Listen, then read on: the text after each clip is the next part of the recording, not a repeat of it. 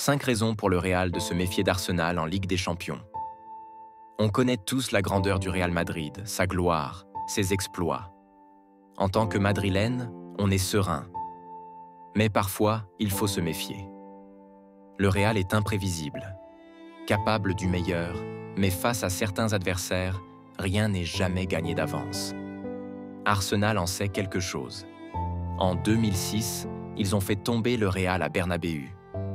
Une soirée où même les Galactiques n'ont rien pu faire. Un avertissement? Peut-être. Une menace? Qui sait? Mais une chose est sûre, nous croyons tous en ce Real Madrid, ce club qui ne renonce jamais, qui transforme l'impossible en légende. Nos joueurs vont se battre jusqu'à la dernière seconde, car cette Ligue des Champions, c'est la nôtre. Elle appartient à ceux qui y croient, à ceux qui n'abandonnent jamais. Et nous, Madrilènes, savons une chose. Le Real ne joue pas la Ligue des Champions. Il la conquiert. Si vous êtes un vrai Madrilène, abonnez à notre chaîne pour rejoindre la grande famille que nous sommes. Hala Madrid. Le Real Madrid va affronter Arsenal pour les quarts de finale de la Ligue des Champions. Une double confrontation qui s'annonce difficile au regard de la solide saison que réalisent Ten Hag les Gunners. Les Mérengues se rendront à l'Emirates Stadium le mardi 8 avril, avant de recevoir les Anglais le mercredi 16 avril au Santiago Bernabéu. Gare à ceux qui voient d'ores et déjà le Real se qualifier pour les demi-finales et affronter Aston Villa ou le Paris Saint-Germain. En effet, l'actuel dauphin de Liverpool en Premier League est une équipe dangereuse pour la Maison-Blanche à bien des égards. Premièrement, l'intensité et le pressing des Gunners. Les joueurs de Mikel Arteta sont capables à la fois de maîtriser la possession, tout en effectuant un pressing très haut à la perte du ballon afin de récupérer la balle le plus vite possible. Un peu à la manière du Barça de Pep Guardiola à l'époque, toute proportion gardée, évidemment. Le contre-pressing des Gunners est redoutable et permet aux Anglais d'asphyxier petit à petit leur adversaire en l'empêchant de sortir de sa moitié de terrain. Les Londoniens vont assurément pousser dans leur retranchement les Madrilènes, notamment en gênant au maximum les relances de jeu du Real. Pour contourner ce problème, les joueurs de Carlo Ancelotti pourraient opter pour la stratégie d'envoyer des longs ballons dans le dos de la défense d'Arsenal, mais les capacités physiques et la lecture du jeu de Saliba et Gabriel notamment rendront la tâche complexe. Deuxièmement, Arsenal, roi des coups de pieds arrêtés.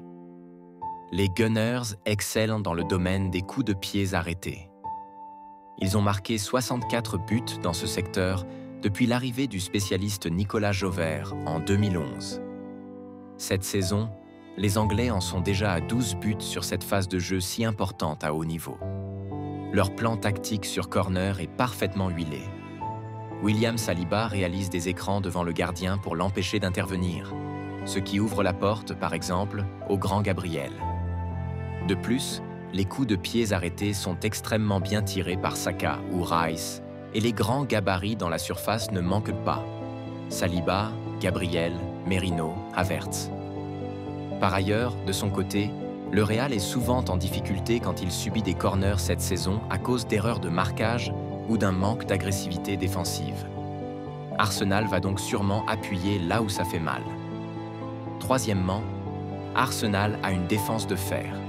Cette saison, l'équipe d'Arsenal se présente avec une défense pour le moins solide et en pleine confiance. Saliba, Gabriel, Timber, Lewis Kelly ou encore Calafiori sont des joueurs possédant des capacités athlétiques de haut niveau et une gestion de la profondeur de grande qualité. De plus, il est aussi très dur de les éliminer dans les duels en 1 contre 1.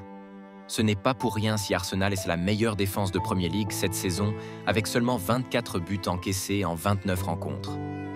Par ailleurs, les Gunners n'ont concédé que 6 buts en 10 matchs de Ligue des Champions, tandis que le Real a pris 17 buts en 12 rencontres dans la même compétition. Les 4 fantastiques de devant, ainsi que la défense madrilène avec Thibaut Courtois en sauveur, auront un grand travail à réaliser pour espérer atteindre les demi-finales de la Ligue des Champions.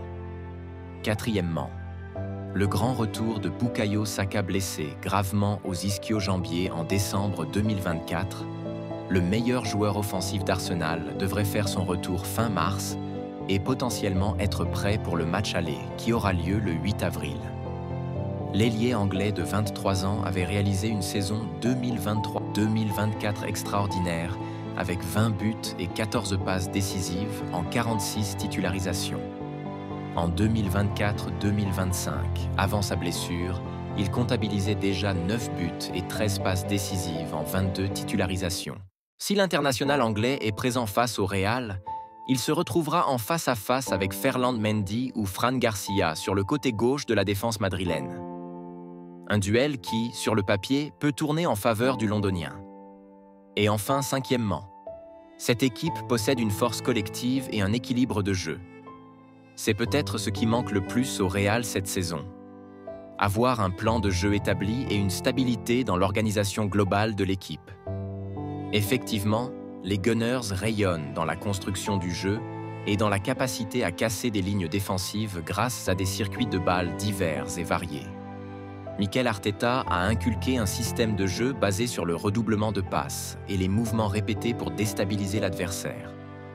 Les Anglais aiment avoir le ballon en leur possession afin de maîtriser le tempo de la rencontre comme bon leur semble. Grâce à la qualité technique de Martin Ødegaard et à l'impact physique de Declan Rice ou Thomas Partey, Arsenal est capable de faire courir dans le vide ses adversaires avant de profiter des espaces laissés à cause de la fatigue accumulée au cours de la rencontre. Contrairement au Real, l'équipe anglaise ne se retrouve pas systématiquement coupée en deux, car elle possède un système de jeu dont l'équilibre est la priorité absolue. Ce sera donc également un grand défi pour Carlo Ancelotti, qui est attendu au tournant. Tu es fan du Real Madrid?